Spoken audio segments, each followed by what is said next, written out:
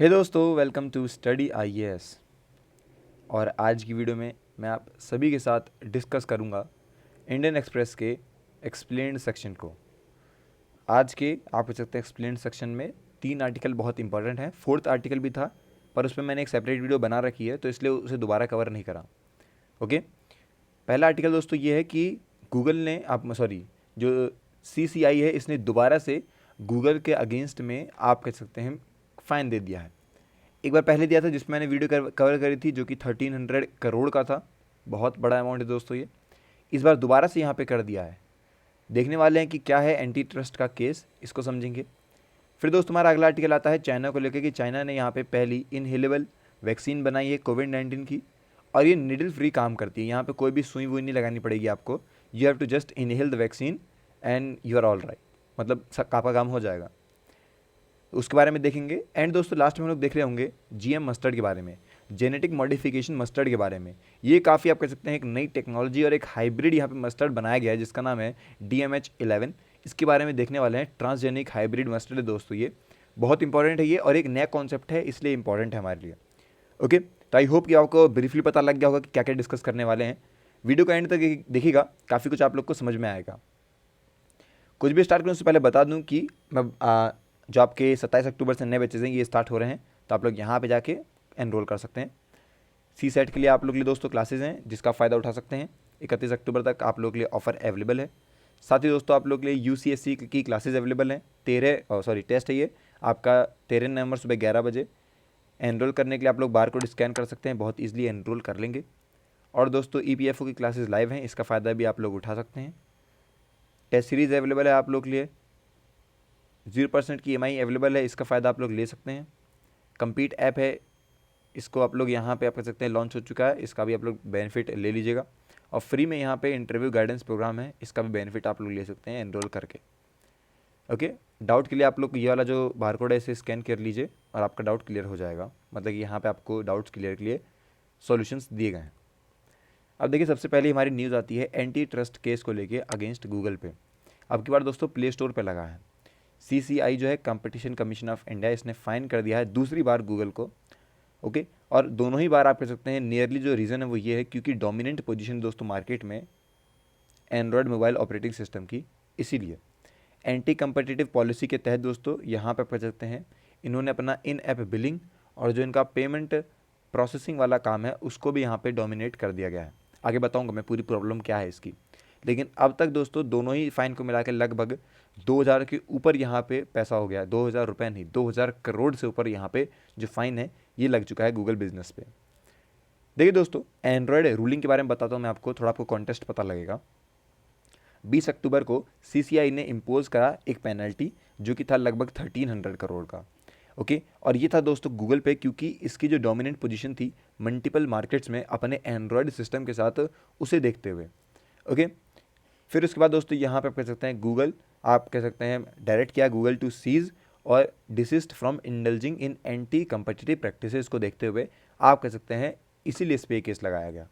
कहीं ना कहीं वो एंटी यहाँ पे आप कह सकते हैं कंपटिटिव प्रैक्टिसेस कर रहा है, अपने जो कंपटीटर हैं इन्हें कम कर रहा है, घटा रहा है, या फिर उन्हें मौका ही नहीं दे रहा है, इन चीज़ों को करता हुआ ये पाया गया। अब आप लोगों को पता है कि एंड्रॉयड OS ऑपरेटिंग सिस्टम जो है वो पूरे मार्केट में सबसे बड़ी चीज़ है। और ये दोस्तों आप कह सकते हैं अकेला ऐसा आप कह सकते हैं गूगल का प्रोडक्ट है जिसे लाइसेंस मिला हुआ है विद मैन्युफैक्चर डिवाइसेस के साथ। मतलब कि आप लोग को पता होगा आपके पास फ़ोन आने से पहले ही उसमें जो एंड्रॉयड ऑपरेटिंग सिस्टम है ये इन्वॉल्व हो जाता है।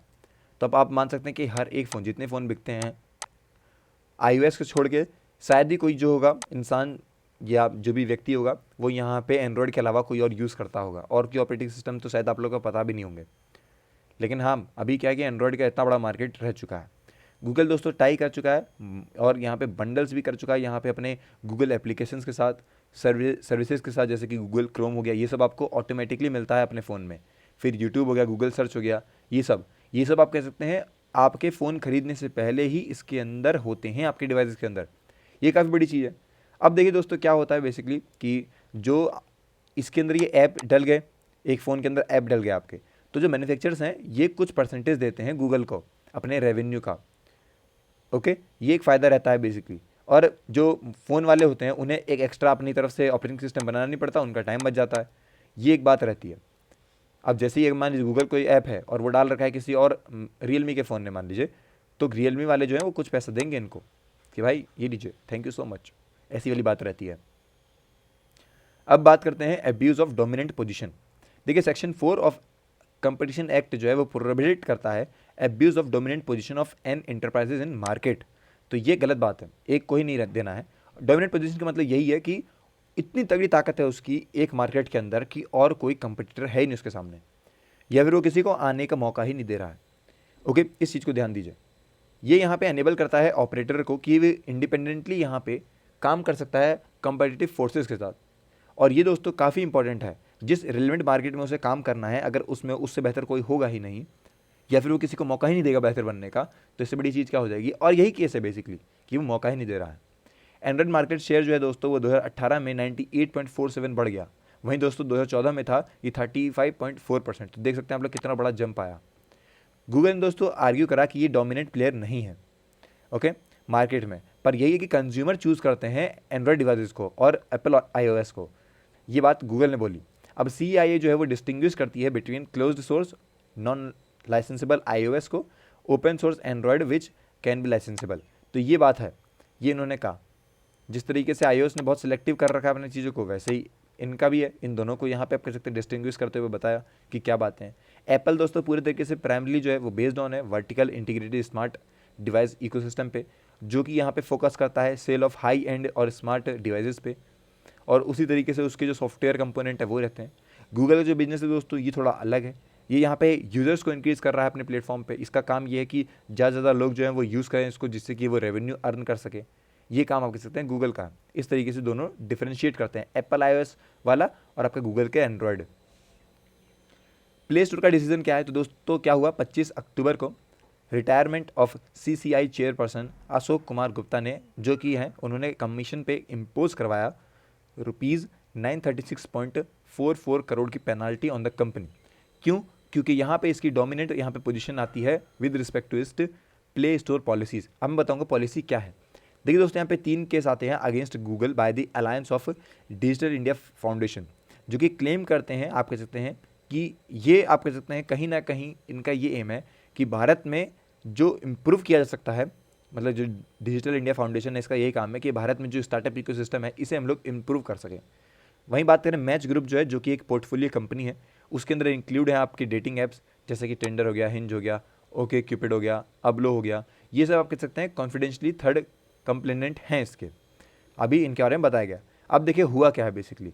कमीशन दोस्तों ये पाता है कि एंटी कंपेटिटिव प्रैक्टिसेस कहीं ना कहीं आती है, कहाँ पे, अपने ऐप बिलिंग और जो पेमेंट प्रोसेसिंग वाला है उसके अंदर में प्ले गूगल पे और द अदर प्लेयर्स। यहाँ पे क्या दोस्तों, मैं अगर आपको एक बहुत छोटी सी बात बताऊँ तो ये बात कर रहे हैं कि प्ले स्टोर जो है वो चार्ज करता है 30% कमीशन, अगर आप लोग चाहते हैं कि आपका जो ऐप है वो यहाँ पे प्ले स्टोर पे आए। नहीं केवल ये, पर जो लोगों के ऐप यहाँ पे होंगे उन्हें यहाँ पे आप इससे यूज़ करना पड़ेगा प्ले स्टोर का पेमेंट सिस्टम, या फिर गूगल प्ले का जो इन ऐप बिलिंग है इसको यूज़ ही करना पड़ेगा। आपके पास कोई और ऑप्शन नहीं है। ओके, ये आप पे इम्पोज किया जाता है कि इन्हें यूज़ करो। क्यों? क्योंकि अगर आप लोग उनके ऐप को यूज़ करेंगे तो at the end of the day इन्हें ही फ़ायदा हो रहा होगा। तो आपका ऐप होगा, आपको तो फ़ायदा होगा ही होगा, इनको भी फ़ायदा हो रहा होगा। इस बात को यहाँ पे बोलते हैं। और एक और बात कि अगर आप लोग यहाँ पे उन्हें यूज़ करते हैं तो you are not allowed to use any third party services on its app store. इसीलिए आप लोगों ने देखा होगा काफ़ी सारे जो ऐप हैं आपके वो आपको क्रोम पे मिल जाते हैं, वो नहीं होते हैं दोस्तों उनके वेबसाइट पे, मतलब कि वेबसाइट क्या गूगल प्ले स्टोर पे नहीं होते हैं। और वहाँ पे आप लोगों ने देखा होगा कि वहाँ पे थर्ड पार्टी जो आप कह सकते हैं सिस्टम होते हैं पेमेंट वाले, वो लोग कम चार्ज लेते हैं, इसलिए लोग उन्हें यूज़ करते हैं। ये एक बात रहती है। अब पेनल्टी कैलकुलेट कैसे की जाती है, कौन डिसाइड करता है कि 900 करोड़ 1000 1300 कौन कैलकुलेट कर रहा है? तो देखिए पेनल्टी जो है वो कैलकुलेट होती है under section 27 of the competition act. यहाँ पे दोस्तों जो भी इम्पोज पेनल्टी होती है उसको अलग तरीके से डिसाइड किया जाता है, और ये दोस्तों 10% होती है average of the turnover for the last 3 preceding financial year. उसका जितना भी उस कंपनी ने यहाँ पे पिछले 3 सालों में कमाया होगा उसके 10% का यहाँ पे आप कह सकते हैं इम्पोज किया जाता है। ओके, वहीं अगर एंड्रॉइड के केस में बात करते हैं तो CCI ने इम्पोज करी है पेनल्टी अराउंड 10% ऑफ रेवेन्यू जो भी जनरेट या फिर अराइज हुआ है उनका फ्रॉम इंडिया से, या फिर आप कह सकते हैं कोई भी एट्रीब्यूटेबल सर्विस है जो कि इंडिया में डिलीवर हो रही है उसका 10% यहाँ पे इन पे फाइन लगाया गया है। एक दोस्तों लैंडमार्क 2014 का डिसीजन आता है जब सुप्रीम कोर्ट ने यहाँ पे बताया था कि penalty should be imposed not on the total entire turnover offending company उसके पूरे पे नहीं होना चाहिए, पर सिर्फ उस आप कह सकते हैं हिस्से पे होना चाहिए जो कि रिलेवेंट है उस केस से। ओके, अब मान लीजिए यहाँ पे केस लगा दिया गया, तो यहाँ पे उन्हें जो गूगल प्ले स्टोर का यहाँ पे आप कह सकते हैं पैसा वो कमा रहे होंगे ना, उसका लगेगा, पूरी गूगल कंपनी पे नहीं लगने वाला है। क्योंकि अगर ऐसे लग गया तो दोस्तों फिर तो ये बहुत ज़्यादा पैसा हो गया, मतलब 10% आप अगर समझेंगे तो कंपनी डिस्काउंट खराब हो जाएगी, बिल्कुल खत्म ही हो जाएगी, इतना ज़्यादा पैसा हो जाता है 10%। तो ये वाली बात इन्होंने बताई थी। प्ले स्टोर के रूल के टाइम पे दोस्तों सीसीआई ने यहाँ पे इम्पोज करी है पेनल्टी ऑफ लगभग 7% ऑफ द टोटल रेवेन्यू, जो भी उनका गूगल बिजनेस ऑपरेशन होता है इंडिया में उसका। तो इस तरीके से यहाँ पे इन्होंने करा है। आई होप कि आपको पता लग गया होगा कि किस तरीके से ये पूरा जो केस है ये चलता हुआ आ रहा है। अगला आर्टिकल आता है चाइना की तरफ से, जहाँ पे पहला इनहेलेबल वैक्सीन बना दिया गया है अगेंस्ट कोविड-19। ओके, देखिए अथॉरिटीज़ हैं कुछ शंघाई के अंदर जो कि यहाँ पे स्टार्ट करती है एडमिनिस्ट्रेटिंग एन इनहेलेबल वैक्सीन को लेके अगेंस्ट कोविड-19, और अपेरेंटली दोस्तों ये दुनिया की पहली आई है। ये बात आती है एसोसिएट प्रेस की तरफ से वेडनेसडे को। देखिए दोस्तों, अगर हम लोग बात करें इसके बारे में तो जो वैक्सीन है ये कहीं ना कहीं मिस्ट की तरह है, और इसे हम लोग डायरेक्टली आप कितने हैं शक करते हैं अपने माउथ में। ओके, यहाँ पे जो कम्युनिटी हेल्थ सेंटर है वो यहाँ पे स्टिक है कि शॉर्ट नोजल या फिर जो ट्रांसलेसेंट जो वाइट कप है उसको यहाँ पे हमारे आप कह सकते हैं मुंह में डाला जाता है, और उसके थ्रू हम लोग शक करते हैं बेसिकली। जो यहाँ पे आप कह सकते हैं चीज़ें बताई जा रही हैं वहाँ ये बताया जा रहा है कि ये आप कह सकते हैं स्लोली इनहेल करना पड़ता है उसको, और जो लोग हैं उन्हें अपनी जो ब्रेथ है वो 5 सेकंड के लिए रोकनी पड़ती है। पूरी प्रोसेस में हमें यहाँ पे 20 सेकंड का काम होता है, और आप लोग का वैक्सीन लग गई, वैक्सीन होगी आपकी। लगना क्या है, निडल का यूज़ नहीं हो रहा है यहाँ पे, वैक्सीन आपकी ऑटोमेटिकली लग चुकी है। जो इनेबल वैक्सीन है दोस्तों इसे डेवलप करा गया by the Chinese biopharmaceutical company CanSino biologics के द्वारा। ओके, ये दोस्तों एरोसोल वर्जन है one shot adeno virus vaccine का, जो कि यहाँ पे रिलेटिवली हार्मलेस कोल्ड वायरस है। अब दोस्तों इंटरनेशनल वैक्सीन है एक जो कि सितंबर में इसी साल जो इंडिया है, इंडिया की नेशनल जो ड्रग रेगुलेटरी है उसने क्लियर करा था, Hyderabad based Bharat biotech IN कोवैक के बारे में, जो कि कंट्री की पहली इंटरनेशनल कोविड-19 वैक्सीन थी, और ये इमरजेंसी यूज़ में बात करी गई है। जितने भी अनइम्यूनाइज्ड एडल्ट हैं उनके इमरजेंसी यूज़ में इसे यूज़ किया जाएगा। जो यहाँ पे IN कोवैक है दोस्तों इसे यूज़ किया गया है uses a modified chimpanzee adenovirus, जो कि डिलीवर करी जाएगी थ्रू अ नेजल रूट। इस तरीके से आप कह सकते हैं ये जाती है हमारे अंदर, और पोटेंशियली दोस्तों ये कहीं ना कहीं ट्रिगर कर रही होगी हमारे इम्यूनिटी रिस्पॉन्स को इन द मुकोसेल मेम्ब्रेन। ओके, देखिए दोस्तों ये जो वैक्सीन है ये अभी तक आप कह सकते हैं जो हमारे इंडिया का नेशनल इम्यूनाइजेशन प्रोग्राम है उसके अंदर नहीं लाई गई है, पर भारत बायोटेक जो है जो कि मैन्युफैक्चर है कोवैक्स का। ओके, ये पहली बार इन्होंने अनाउंस करा था इंटरनेशनल वैक्सीन के बारे में सितंबर 2020 के अंदर, जो कि आप कह सकते हैं पहली जो वेव आई थी पैंडेमिक के उसके बाद ही। ओके, अब डिलीवरी भी इसकी बहुत इजी है दोस्तों, जैसे कि यहाँ पे कोई भी नेडल की ज़रूरत नहीं पड़ रही है हमें। तो जो यहाँ पे कह सकते हैं इंट्रानेजल फॉर्मुलेशन है वो कहीं ना कहीं इनेबल टाइप की हुई है, जिसे डेवलप करा गया है कैंसिनो के द्वारा। इसके अलावा दोस्तों यहाँ पे आप कह सकते हैं जो जाइडस कैडिला है उसकी ज़ाइकोव-डी जो है वो पहली कोविड-19 वैक्सीन थी जिसे बिल्ड किया गया था ऑन अ DNA प्लेटफॉर्म पे, और ये दोस्तों इंट्राडर्मिनल वैक्सीन थी जिसे अप्लाई किया जाता था थ्रू द स्किन, बट इस टाइम पे यहाँ पे कह सकते हैं using a needle free system, इस तरीके से आप कह सकते हैं यूज़ किया गया था इसको। तो आप कह सकते हैं ये पहली बार जो बनी है इनेबल तो वो यही है। इसके अलावा एक थी जिसमें आपको डायरेक्टली यहाँ पे ज़रूरत नहीं पड़ती थी कि निडल डाली जाएगी, पर हाँ तभी वो इंट्राडर्मिनल वैक्सीन थी। क्या दोस्तों इस वाली वैक्सीन में यहाँ पे आप कह सकते हैं दर्जन नेजल वैक्सीन लगानी पड़ेगी, और अभी इस टाइम पे इसकी क्वेश्चनिंग भी जारी है, मतलब कि अभी इस टाइम पे आप कह सकते हैं इसकी इतनी ज़्यादा टेस्टिंग नहीं हुई है। इफेक्टिव है, इफेक्टिवनेस जो है आप कह सकते हैं नॉन निडल वैक्सीन की इसकी टेस्टिंग बाकी है, तो अभी कुछ नहीं बता सकते। हाँ, कुछ यहाँ पे फ्लू वैक्सीन जो है वो इसी रूट पे काम करती है, मतलब उन्हें डिलीवर किया जा सकता है, और उनका भी कुछ कहा नहीं जा सकता कि वो कितनी सक्सेसफुल है या फिर नहीं है। तो अभी इसकी टेस्टिंग बाकी है, इसके बाद आप कह सकते हैं लोग श्योर हो जाएंगे यूज़ करना है या फिर नहीं करना है। ओके, समझ में आ गया कैसे है ये।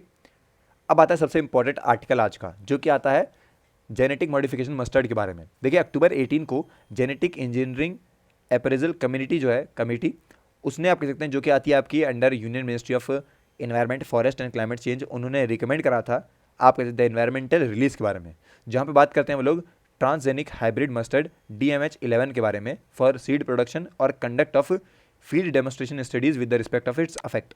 तो इसके बारे में इन्होंने बात करी। क्या है ये अभी समझाता हूँ धीरे धीरे करके। हाइब्रिडाइजेशन दोस्तों क्या होता है, इसके अंदर दो जेनेटिकल डिसिमिलर प्लांट्स होते हैं वेराइटीज़ के। ओके, हो सकता है वो सेम के भी हो, पर उनकी यहाँ पे क्रॉसिंग करवाई जाती है, बेसिकली उनका यहाँ पे रिप्रोडक्शन होता है, एक तरीके से आप मान सकते हैं। जो फर्स्ट जनरेशन होती है F1 वो ऑफ स्प्रिंग की होती है, जो कि आप कह सकते हैं क्रॉस करवाई जाती है टू द हायर यार्ड्स, जो कि आप कह सकते हैं किसी और स्प्रिंग की होगी उनसे। ऐसी हाइब्रिडेशन में दोस्तों आप कह सकते हैं ईजी नहीं था मस्टर्ड को लेके, क्योंकि एक फ्लावर है जो कि दोनों ही फीमेल पिस्टल और जो मेल स्टेमिना है उसके रिप्रोडक्टिव ऑर्गन्स के साथ रहता है, और कहीं ना कहीं ये प्लांट्स को लार्जली सेल्फ पॉलिनेटिंग बनाता है। तो इस तरीके से काम करता है, और इसीलिए दोस्तों इस बार की जो थी वो ईजी नहीं थी मस्टर्ड को लेके। ये काफ़ी बड़ी प्रॉब्लम थी, ये मैं बता दूं आप लोगों को कि बहुत आसान नहीं होता है कि मैंने कह दिया जेनेटिक मॉडिफिकेशन मस्टर्ड का हो गया तो बहुत ईजिली यहाँ पे लोग आए, उन्होंने मिलाए फ्लावर्स, 2 फ्लावर बांधे, उगा दिए साथ में और निकल आए। तो इतना ईजी नहीं होता है ये। ओके, कहीं ना कहीं दोस्तों ये दिक्कत देता है। और यहाँ पे दोस्तों इस टाइम पे हनी बीज और इनको भी जो इनसे रिलेटेड यहाँ पे चीज़ें हैं उनको भी नुकसान होता है। तो ये पूरी लाइफ साइकिल है, ये भी एक दिक्कत आती है। आगे डिस्कस करता हूँ इसके बारे में। तो देखिए आखिर किस तरीके से यहाँ पे जो हाइब्रिडेशन है उसे अचीव करा गया। इजी तो नहीं था, लेकिन कैसे किया गया, जब अल्टीमेटली तो हम लोग पढ़ ही रहे हैं तो क्या हुआ। देखिए जेनेटिक मॉडिफिकेशन जब हुआ इसका, उसके द्वारा ही ये चीज़ें करी गई थी। साइंटिस्ट आते हैं दोस्तों Delhi university centre for genetic manipulation of crop plants के, उन्होंने डेवलप करा एक हाइब्रिड मस्टर्ड DMH11, जो कि 2 आप कहते हैं एलियन जीन्स आइसोलेटेड है फ्रॉम सॉइल बैक्टीरियम, जिसे हम लोग कहते हैं बेलिकस एमलीलोक्यूब फेसिना। हो सकता है गलत बता रहा हूँ, पर बहुत तगड़ी बात कर दी है इन्होंने, तो ये आप खुद पढ़ लीजिएगा। जो पहला जीन है बार्नेस का, उसका कोड लेते आते हैं फॉर अ प्रोटीन, जो कि इम्पेयर रहता है पोलिन प्रोडक्शन के लिए। इसको रेंडर करवाया जाता है प्लांट के साथ, into which it is incorporated male sterile line. इस तरीके से काम होता है। जो क्रॉसिंग होती है वो होती है फर्टाइल पेरेंटल लाइन उसके अंदर, और सेकंड होती है बायोस्टार के अंदर जीन, जो कि ब्लॉक्स होते हैं उसके द एक्शन ऑफ बार्नेस जेन के, इन दोनों के साथ यहाँ पे आप कह सकते हैं इनकी क्रॉसिंग होती है, उसके बाद ये काम हो पाता है। CGMP-CB के जो साइंटिस्ट हैं उन्होंने डिप्लॉय करा था एक बार्नेस बार्स्टर GM टेक्नोलॉजी, जो कि क्रिएट होता है। और यहाँ पे दोस्तों उन्होंने बोला कि ये काफ़ी ज़्यादा रोबस्ट और वायबल हाइब्रिडेशन सिस्टम है मस्टर्ड के लिए। ये सिस्टम यहाँ पे आप कह सकते हैं यूज़ किया गया कि हम लोग डेवलप कर सकें DMH11 को बाय क्रॉसिंग का popular Indian mustard variety Varuna के साथ, जो ईस्ट यूरोप आप कह सकते हैं यूरोपियन अर्ली हीरा सेकेंड म्यूटेंट उसके साथ। तो इन दोनों को यहाँ पे आप कह सकते हैं क्रॉसिंग करी गई थी। ओके, यहाँ पे एवरेज 28% जो यार्ड है उसे इंक्रीज किया गया था ओवर वरुणा, जो कि कंटेन करता है फील्ड आप कहते हैं ट्रायल्स को carried by Indian council of agriculture research के द्वारा। अब दोस्तों GEAC ने क्या करा। देखिए GEAC एक बॉडी है जो कि यहाँ पे रिस्पॉन्सिबल है appraisal of proposals relating to release of the GM organism या फिर प्रोडक्ट्स को लेके। हमारे इन्वायरमेंट में अगर कोई चीज़ यूज़ होने वाली है जेनेटिक मॉडिफिकेशन के बाद, तो उसको पहले कौन देखेगी, तो GEAC देखने वाली है। उन्होंने यहाँ पे रिकमेंड करा आप कह सकते हैं इन्वायरमेंटल रिलीज के बारे में ऑफ DMH11, और बोला कि इसका जो सी प्रोडक्शन है या फिर इसकी जो टेस्टिंग है वो ज़रूरी है कि हम लोग इसे कमर्शियल रिलीज करें उससे पहले। ओके, तो ये मान लीजिए कि अभी यहाँ पे आप कह सकते हैं जब तक ये फार्मर्स के पास जाएगा उससे पहले आप कह सकते हैं कुछ इसकी टेस्टिंग होने वाली है, और उसकी टेस्टिंग के बाद ही आप कह सकते हैं ये लोगों तक पहुँचने वाला है। जो GEAC है दोस्तों, इसने रिकमेंड करा एनवायरमेंटल रिलीज को लेके DMH11 के पेरेंटल लाइन्स पर। ओके, और ये बोला कि इन्हें यहाँ पे कह सकते हैं यूज़ किया जाएगा कि हम लोग डेवलप कर सकें नए हाइब्रिड्स को। मस्टर्ड की जो वैरायटी दोस्तों जो कि इंडिया में वो काफ़ी नैरो जेनेटिक बेस की है। जो बार्नेस और बास्टार सिस्टम है ये अनेबल करेगा breeding of hybrids from wider range of mustard.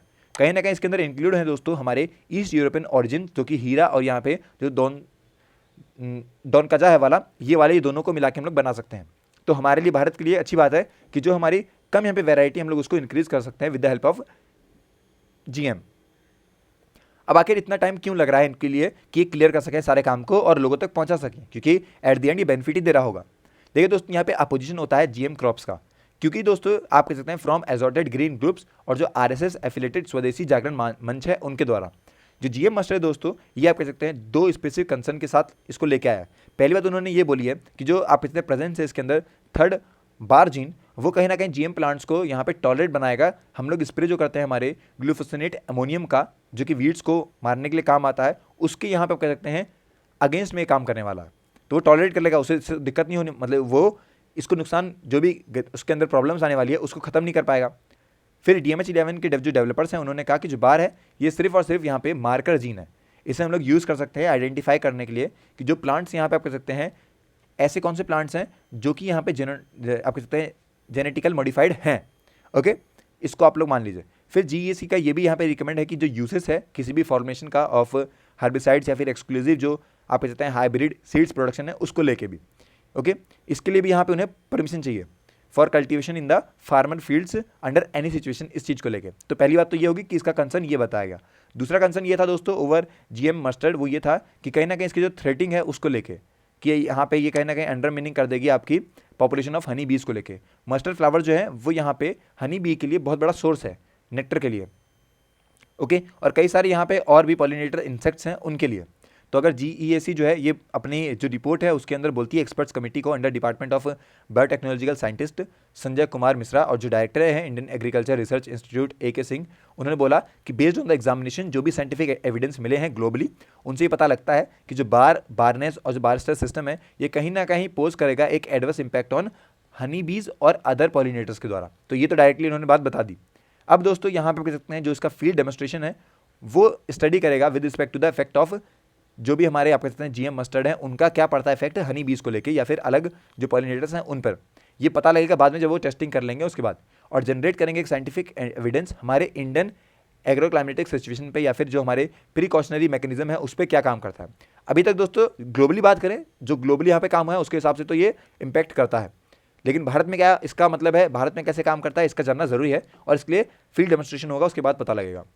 तो क्या यहाँ पे दोस्तों फाइनली जो लोग हैं जो फार्मर हमारे वो क्या प्लांट कर पाएंगे जीएम मस्टर्ड को? देखिए इस साल तो नहीं होने वाला क्योंकि यहाँ पे अभी भी कोई सीड अवेलेबल नहीं है। प्लांटिंग सीजन जो है फॉर क्रॉप के लिए वो अक्टूबर से लेकर अर्ली नवंबर तक है, वो अभी तक खत्म हो चुका है दोस्तों, वर्चुअली खत्म हो चुका है, अभी कुछ भी नहीं होने वाला, ओके। फिर दोस्तों जो यहाँ पे कंपेलिंग मोटिव है वो ये है कि इंडिया यहाँ पे कहीं ना कहीं स्पायरलिंग कर रहा होगा ईडेबल ऑयल इंपोर्ट बिल को लेके, और कंट्री का दोस्तों ये है कि हम लोग प्रोड्यूस कर पाएंगे, अभी इस टाइम प्रोड्यूस करते हैं मात्र 8.5 से लेकर 9 मिलियन टन तक ईडेबल ऑयल एनुअली। जैसे ही आ जाएगा दोस्तों हम लोग कहीं ना कहीं इंपोर्ट कर सकते हैं 14 से लेकर 14.5 million ton that entitled record for foreign exchange outgo, जो कि रहेगा लगभग 18.91 बिलियन का physical year end of March 31, 2022 तक। तो उसके हिसाब से ये है, अगर ये हो पाता है तो कहीं ना कहीं हम लोग इन्हें इंक्रीज कर पाएंगे और ये बेनिफिट ही देगा हमें, ओके। तो आई होप कि आपको समझ में आया होगा। पूरी ये वीडियो हमारी आज की ऐसी थी, इंटरेस्टिंग होगी, आई होप कि आपको समझ में तो आ गया होगा। आज की वीडियो के लिए इतना ही, अगली वीडियो में और भी अच्छे टॉपिक के साथ मिलते हैं आपके साथ। आप लोग बताइए कि आप लोग को क्या क्या और चाहिए, हम लोग आपको क्या क्या प्रोवाइड कर सकते हैं, हम लोग डेफिनेटली उस पर काम करेंगे। मिलते हैं नेक्स्ट वीडियो में, तब तक के लिए have a nice day and take care.